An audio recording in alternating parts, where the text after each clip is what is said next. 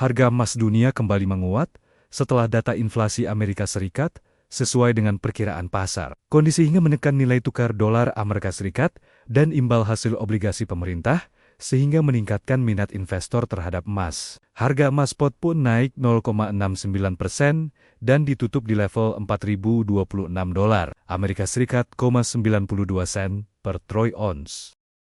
Harga minyak dunia melonjak lebih dari 2% setelah sebuah kapal kargo terkena proyektil di dekat Oman. Insiden itu memicu kembali kekhawatiran terhadap keamanan pelayaran di Selat Hormuz, jalur utama distribusi energi dunia. Di tengah meningkatnya ketegangan, harga minyak Brent ditutup di level $75,26 AS per barel, sementara WTI naik menjadi $71,92 AS per barel. Pemirsa, terima kasih Anda masih bersama kami. Kita ke informasi produsen air minum dalam kemasan PT Sariguna Prima Tirta Tbk dengan kode emiten Cleo memutuskan untuk membagikan dividen tunai total senilai 60 miliar rupiah untuk tahun buku 2025. Nilai dividen yang setara dengan 2,5 rupiah per lembar saham ini mengalami penurunan sebesar 50% jika dibandingkan dengan periode tahun sebelumnya akibat adanya kontraksi pada laba bersih perseroan. Produsen air minum dalam kemasan PT Sariguna Prima Tirta Tbk dengan kode emiten Cleo memutuskan untuk memegang dividen tunai total senilai 60 miliar rupiah untuk tahun buku 2025.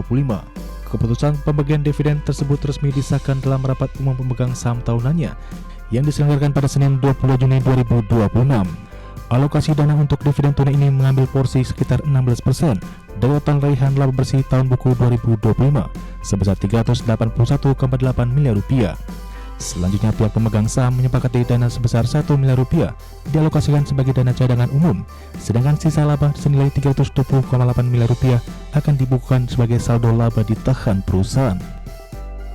Sepanjang periode tahun 2025, emiten milik konglomerat Hermanto Tanoko ini sebenarnya berhasil mengantongi angka penjualan bersih yang cukup kuat mencapai 2,83 triliun rupiah. Rapor penjualan di sektor consumer health tersebut tercatat tumbuh 4,8% secara tahunan dari capaian tahun sebelumnya yang berada di angka 2,69 triliun rupiah. Namun laba bersih perseroan justru terkoreksi sebesar 18% menjadi 360 miliar rupiah akibat imbas kenaikan beban operasional serta penurunan indikator EBITDA sebesar 7,4%. Penurunan keuntungan bersih tersebut otomatis membuat korporasi memangkas nominal dividen dari tahun buku 2024 yang saat itu mencapai 120 miliar rupiah atau 5 rupiah per saham.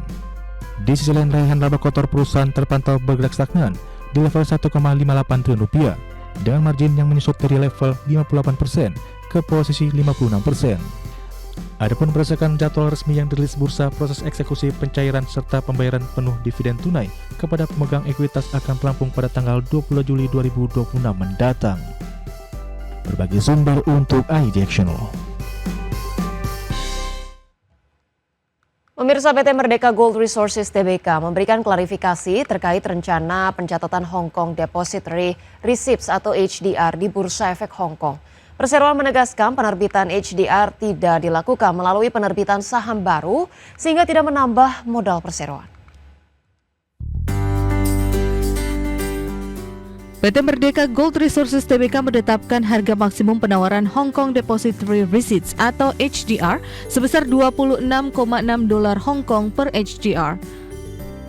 Dengan rasio 1 HDR mewakili 10 saham perseroan, harga tersebut setara sekitar Rp6.118 per saham.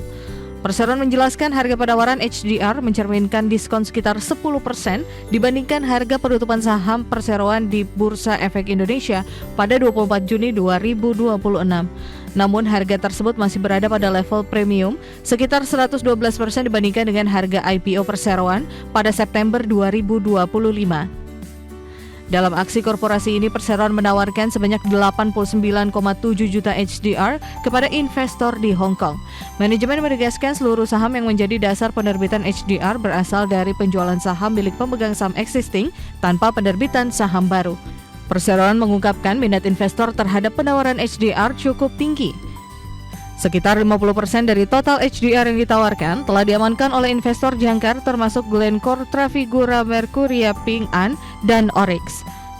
Perseroan menyatakan sekitar 94% saham akan tetap tercatat dan diperdagangkan di Bursa Efek Indonesia. Berdasarkan harga penawaran HDR, kapitalisasi pasar emas di Hong Kong diperkirakan mencapai sekitar 102,2 triliun rupiah. Tim Liputan IDX Channel.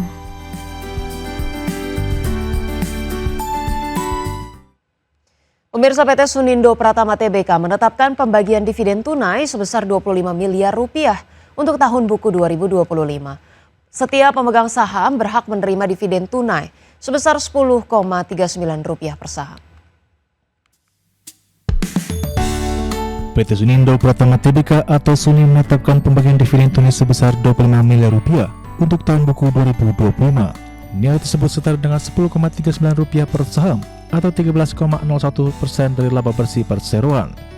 Sepanjang tahun 2025, perseroan membukukan laba bersih sebesar Rp193,58 miliar rupiah. Dari jumlah tersebut, sebesar Rp1 miliar rupiah dialokasikan sebagai dana cadangan dan Rp166,2 miliar rupiah ditetapkan sebagai laba ditahan. Berdasarkan harga penutupan saham pada 24 Juni 2026 di level Rp645 per saham, pembagian dividen ini mencerminkan dividen yield sekitar 1,61%. Kebijakan dividen ini telah disetujui dalam rapat umum pemegang saham tahunan pada 22 Juni 2026. Kam dividen di pasar reguler dan negosiasi ditetapkan pada 30 Juni 2026, sedangkan ex-dividen pada 1 Juli 2026. Adapun pembayaran dividen tunai kepada pemegang saham akan dilaksanakan pada tanggal 24 Juli 2026 dengan recording date pada 2 Juli 2026. Hingga akhir tahun 2025, perseroan memiliki saldo laba ditahan yang tidak dibatasi penggunaannya sebesar Rp552,43 miliar rupiah. Sementara total ekuitas perseroan tercatat mencapai Rp863,13 miliar rupiah. Tim Liputan IDX Channel.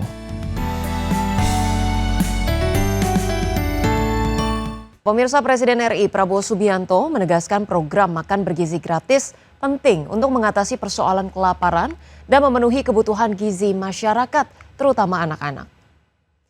Presiden mengatakan kebutuhan pangan merupakan persoalan mendasar yang harus menjadi perhatian pemerintah. Prabowo mengungkapkan berbagai lembaga internasional telah memperingatkan potensi meningkatnya angka kelaparan global dalam beberapa tahun terakhir. Menurutnya, jumlah penduduk dunia yang mengalami kelaparan terus meningkat sehingga setiap negara perlu memperkuat ketahanan pangan domestiknya. Ia mengatakan Indonesia saat ini berada dalam posisi yang lebih baik karena produksi pangan nasional mengalami peningkatan dan mulai mencatatkan surplus pada sejumlah komoditas. Ada juga yang nggak setuju MBG. Harusnya mereka yang nggak setuju MBG datang ke sini ya. Tanya itu petani nelayan, MBG perlu atau tidak? Tanya anak-anak, MBG perlu atau tidak? Katanya ada orang-orang pintar yang mengatakan ada lebih genting dari perut lapar. Saya kira nggak ada lebih genting dari perut lapar. Orang perut lapar itu kalau nggak segera diisi. Pemirsa, pemerintah resmi menyetujui perpanjangan tenor kredit kepemilikan rumah atau KPR rumah subsidi hingga 40 tahun. Pemerintah juga memastikan bunga KPR rumah subsidi tapak tetap dipertahankan sebesar 5%, meski suku bunga acuan Bank Indonesia mengalami kenaikan. Pemerintah resmi menyetujui perpanjangan tenor kredit pemilikan rumah atau KPR rumah subsidi hingga 40 tahun. Menurut Menteri Perumahan dan Kawasan Permukiman Marwar Sirait, keputusan tersebut merupakan tindak lanjut dari arahan Presiden Prabowo Subianto guna menghadirkan skema pembiayaan perumahan yang lebih terjangkau. Selain memperpanjang tenor KPR subsidi, pemerintah juga memastikan bunga KPR rumah subsidi tapak tetap dipertahankan sebesar 5%, meskipun suku bunga acuan Bank Indonesia mengalami kenaikan. Selain bunga 5% untuk rumah subsidi tapak dan tenor hingga 40 tahun, pemerintah juga menetapkan bunga sebesar 6% untuk rumah susun subsidi. Komite menyetujui untuk 40 tahun bisa dijalankan. Ya, sesuai arahan Presiden dan mendukung penuh arahan Presiden. Kita buat skema-skema yang bisa dijalankan baik dan bermanfaat bagi rakyat, dijalankan oleh perbankan. Kemudian yang kedua, banyak pertanyaan bagaimana BI rate naik. kita putuskan bunga untuk rumah subsidi tapak ya tetap 5%. Ya, jadi kita konsisten bagaimana program andalan Presiden Prabowo, rumah subsidi tetap bunganya 5%. Selain memperpanjang tenor KPR, pemerintah juga mendorong BP Tapera untuk meningkatkan kinerja agar target penyaluran pembelian rumah subsidi tahun ini yang mencapai 350.000 unit dapat tercapai. Tim Liputan IDXNO.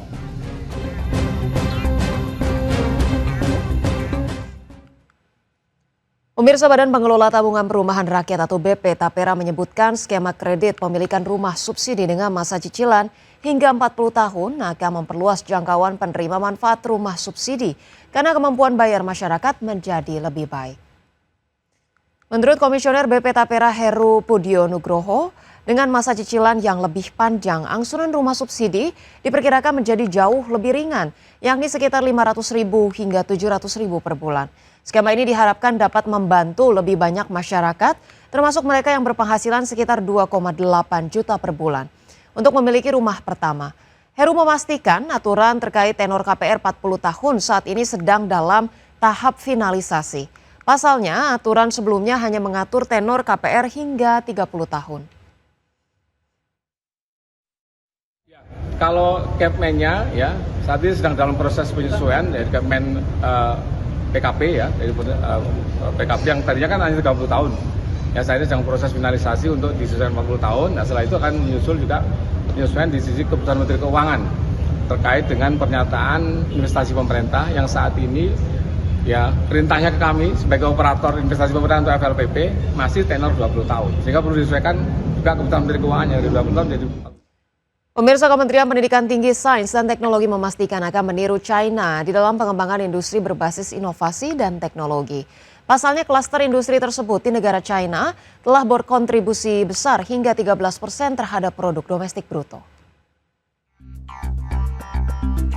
Kementerian Pendidikan Tinggi, Sains dan Teknologi menyatakan saat ini pemerintah tengah menyiapkan peta jalan atau roadmap terkait industri berbasis inovasi dan teknologi yang didorong oleh riset. Menteri Pendidikan Tinggi, Sains dan Teknologi Stella Christy, Wakil Menteri Pendidikan Tinggi, Sains dan Teknologi Stella Christy mengatakan, negara Cina telah berhasil melakukan pengembangan ekonomi dan industri yang berbasis inovasi dan teknologi. Keberhasilan tersebut dibuktikan dengan telah memberikan kontribusi yang besar dari klaster inovasi dan teknologi hingga 13,4% terhadap PDB nasional.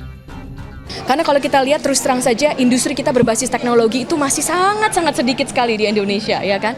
Tapi ini China, tadi saya berikan angka bahwa Science and Technology Cluster dari China itu menyumbang 13,4% dari GDP mereka hanya dengan menggunakan 2,4% dari lahan. Ini bagi seorang pengambil kebijakan, bagi pemerintah ini suatu yang sangat diinginkan. Kita ingin menjadi seperti itu. Stella meyakini kunci dari pencapaian keberhasilan dalam pengembangan inovasi dan teknologi yakni adanya kolaborasi skala besar antara dunia akademik dan industri yang difokuskan pada penyediaan kurikulum dan instruktur yang selaras dengan kebutuhan industri. Dari Jakarta, Ricky Anwar di Tim Liputan IDXNO.